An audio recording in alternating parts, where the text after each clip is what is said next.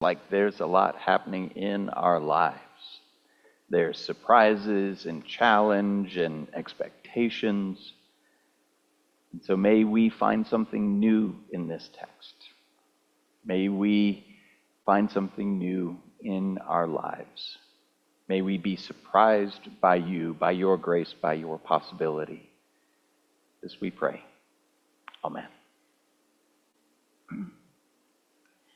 So when I look at the calendar, number one, I'm not sure there's a faster stretch of time in our year between Christmas and Easter.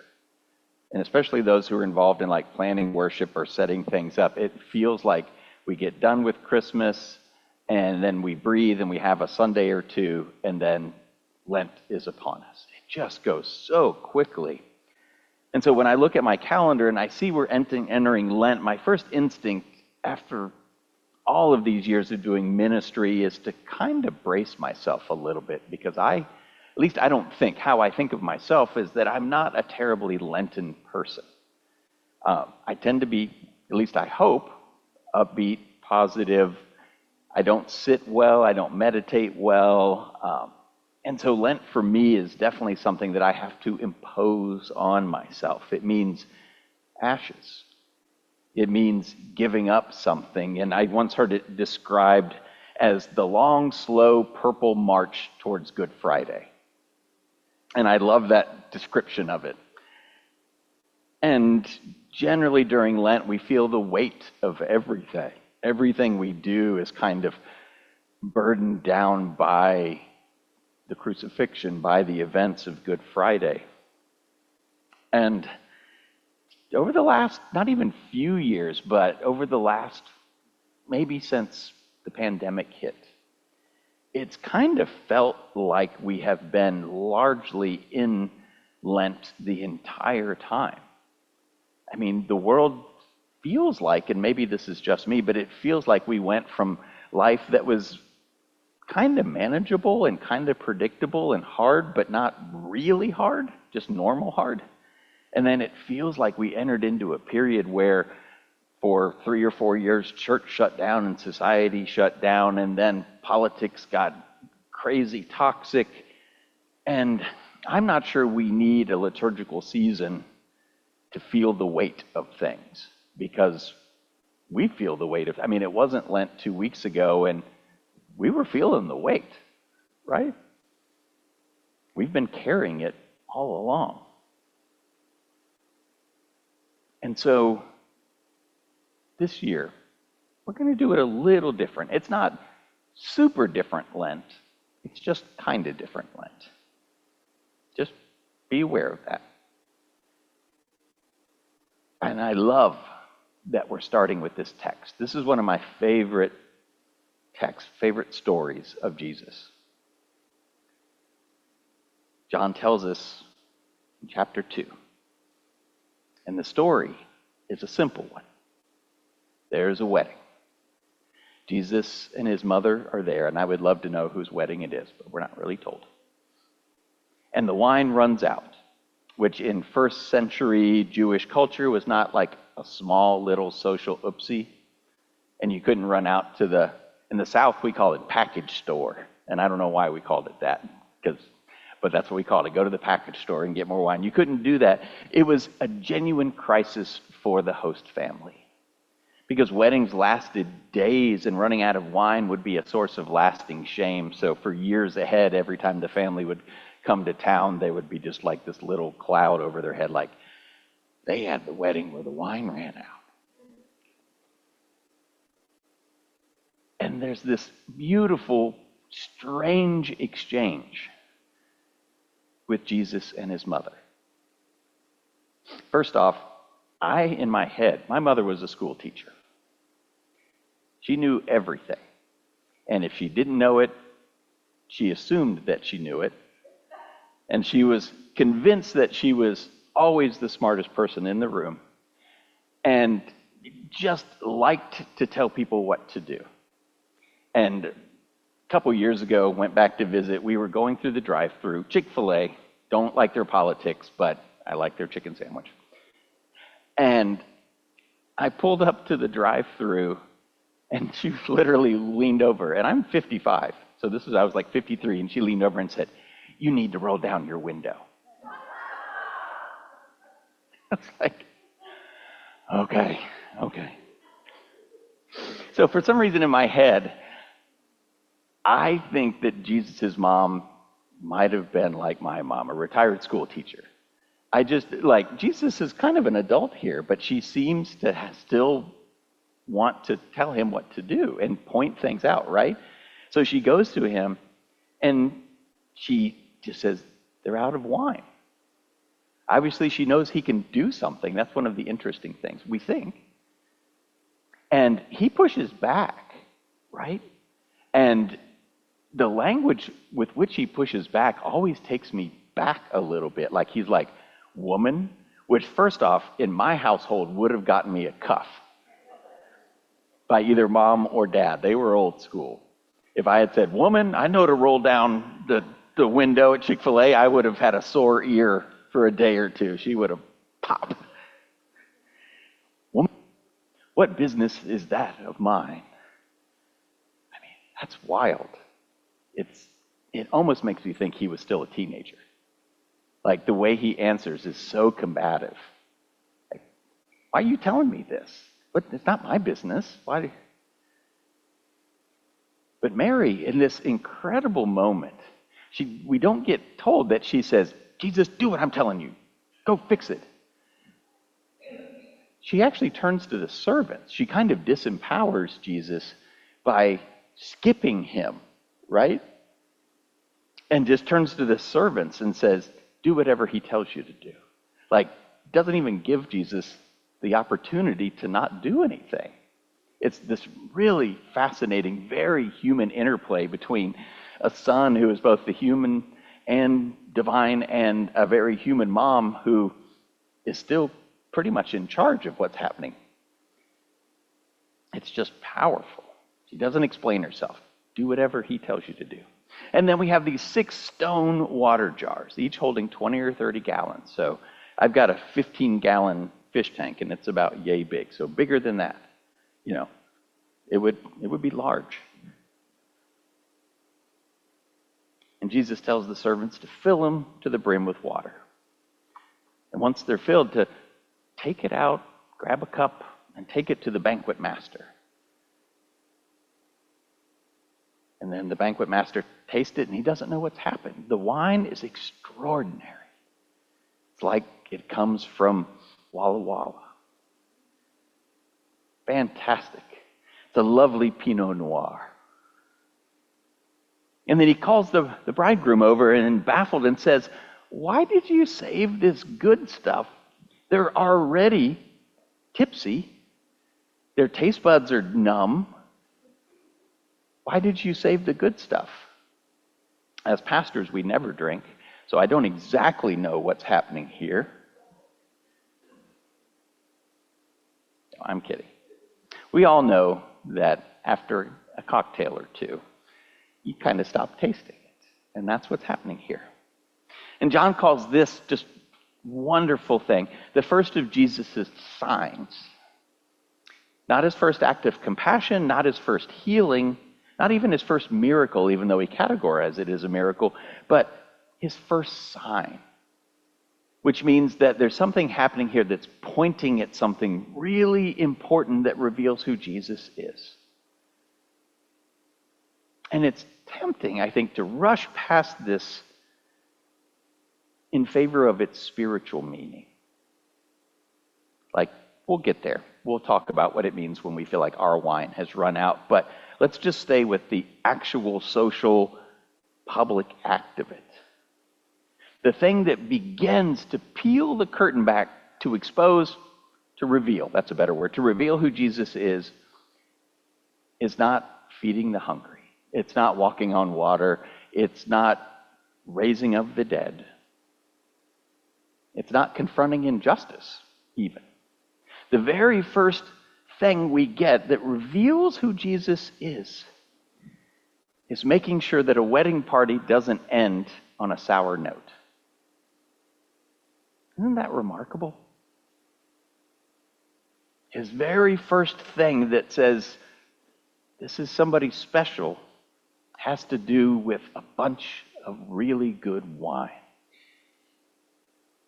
The best wine that anyone's ever tasted, maybe. Given freely, or at least mostly freely, with a little mom direction. Given in a moment of social embarrassment, a moment of vulnerability for that family. And it's not a cosmic crisis, is it?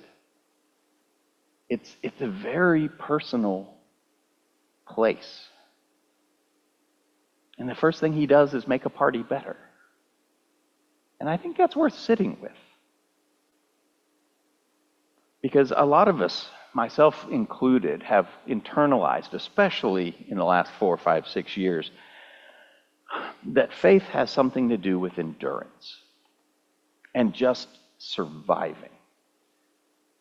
About holding on when things are rough.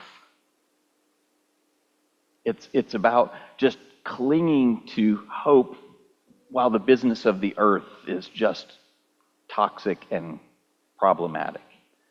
And Lent in particular sometimes can reinforce that, where we're like, okay, church, for the next 6 weeks, we're not going to have any fun at all. We're just going to get real serious, and I'm going to expect you to give up coffee and chocolate and wine and all the good parts of life, and we're just going to wait. And that can be good. But the very beginning of John's gospel begins very differently, doesn't it?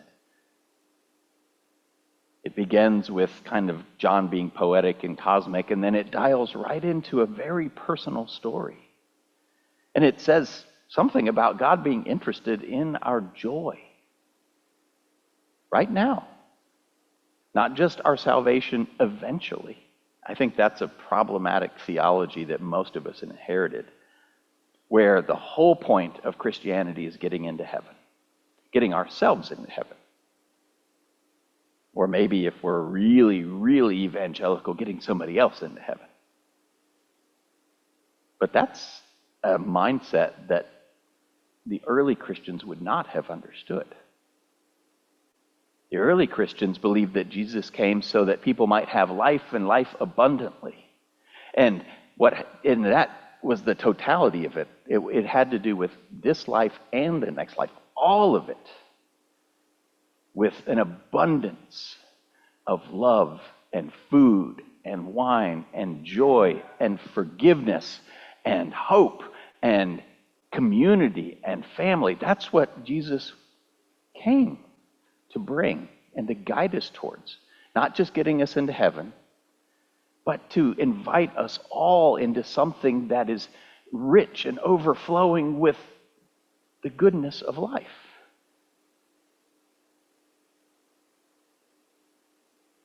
There's a phrase in the benediction we'll hear in a few minutes that I want to bring forward. And it's, God saves the best for now.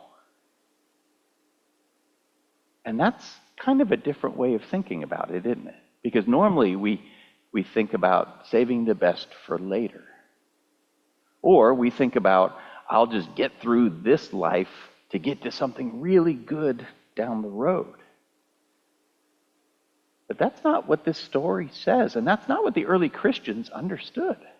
They understood that abundant life and joy and forgiveness and all of the things that we hope a church is kind of, I don't know what the word is, like that we're doing our best to create that here on earth in this little fellowship. That it's for now. And that's surprising, isn't it? Coming from a small southern church, it was all very heaven-based. It was always, when you die, make sure you go there. But that's a weird understanding, because what it's basically teaching is that joy is finite. And that forgiveness is finite and happiness is finite. And if you have it now, you can't have it later. Right? If you indulge in the good things that make you happy here, then you won't get them later in heaven. We've been taught that it's an either-or thing. suffer now, get the good stuff later, or get the good stuff now and suffer later. But that's not, as we think about that, think about what that says about our understanding of God and blessing and resources.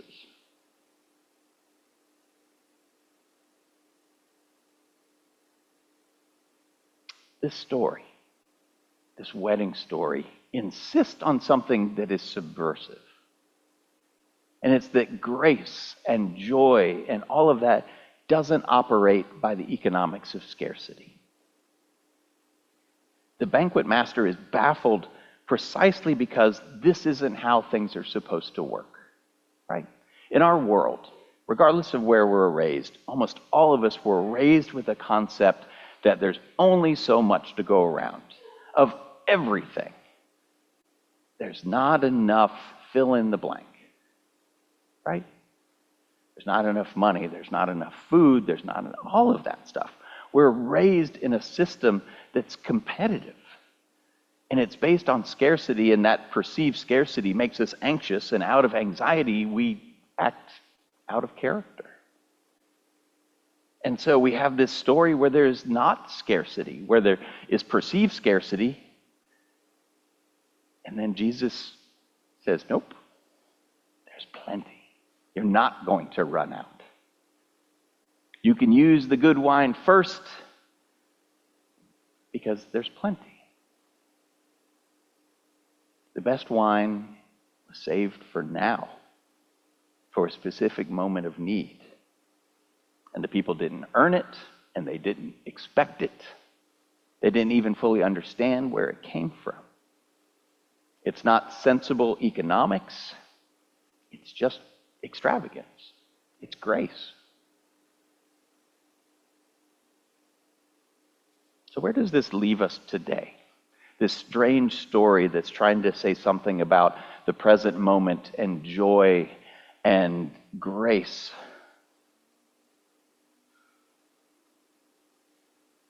I want to suggest that one of the ways that we can honor Lent and still recognize that we are in Lent, it's an important season, even if we might do it a little differently.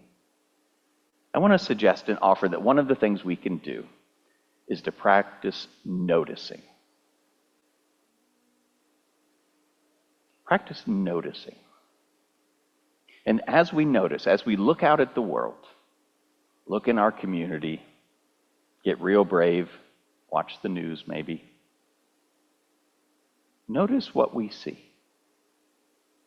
Because as we notice, number one, we're not going to deny the hard things. We're not going to pretend that the ashes aren't real. And thank you to everyone who came on Ash Wednesday. It was a blessing and just a meaningful day. I also learned for Ash Wednesday that I don't need to be here at 7 a.m. There was nobody desperate for the ashes who was waiting at the door at 6:55, like, come on. We're not going to pretend that the ashes and the things in life that break our hearts and keep us up at night, we're not going to pretend like that's not a reality. We know about mortality. We know about brokenness. We know the ways in which the wine runs dry in our lives and in the world. But Lent is 40 days. And 40 days is a very long time to just look at what is empty, right? So alongside our traditional Lenten disciplines of prayer and reflection and all of that, and if you want to fast, if you want to give up something, go for it. I'm not going to tell you not to. But I also want us all to practice looking for and being open to the things that are good, that catch us by surprise. So Ash Wednesday was a great example of this. So the worship team, we tried to figure out how to do Ash Wednesday differently, because we've tried it at noon and people who are working have a hard time getting here. We've tried it in the evening and people like me who have a harder time seeing at night don't come, and it just doesn't work well. So we said, okay, let's do it different. We're going to do all day Ash Wednesday, 7 a.m. to 7 p.m. And I'm going to be here, and I had a little table set up over here. And we'll just see. We're going to try to make it more inclusive, like we talked about. And it was lovely. We had a little personal Ash Wednesday station right here. But the part that was really good, that caught me by surprise, that I was not anticipating, is that other than from like 6 or 7 a.m. to 9 a.m., I was not alone for pretty much the whole time. I thought it was going to be somebody would come in, we'd have 3 or 4 minutes, and they would leave, and then I would sit back down for an hour by myself. And what happened was that over in this corner, chairs got drawn up in a circle, and people stayed and visited and talked almost the entire day. People who are still getting to know each other. And what was happening there wasn't just, yay Seahawks, football, yay sports, and stuff like that.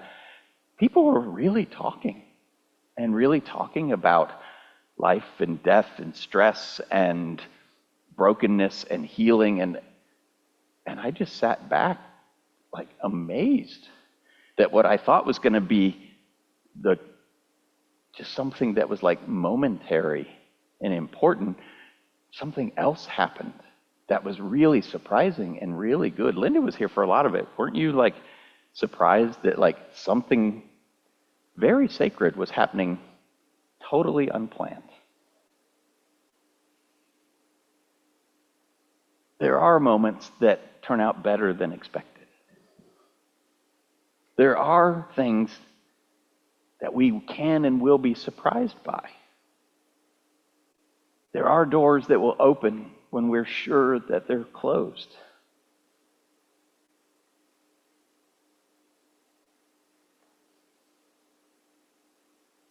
I don't think this is toxic positivity.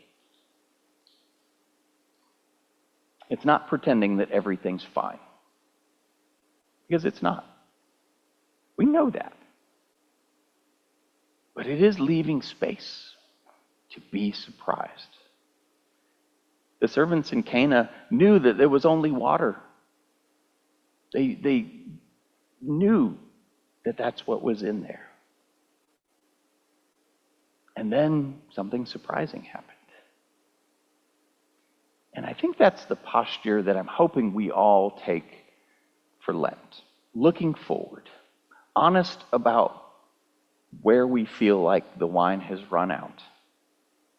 But also open to the possibility that new wine, and maybe even wonderful wine, is coming. The title of this series, the whole thing up until Easter, is Tell Me Something Good.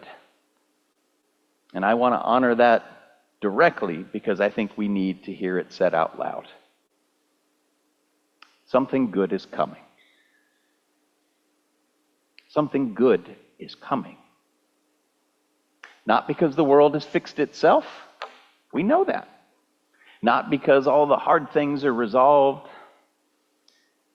But because God revealed at this wedding is the same God who shows up at the empty tomb. It's the same one who shows up when there's no food to feed the multitudes. That same Jesus who turned water into wine. That same grace, that same extravagance is present in our lives right now. In this community you have around you. In the moments of connection that happen when we are authentic and really share of our lives. In corners and in hallways and over coffee. The good wine is not gone. In fact, it hasn't even been served yet. And so this Lent, and maybe even after Lent, watch for it, and it will catch you by surprise. Amen.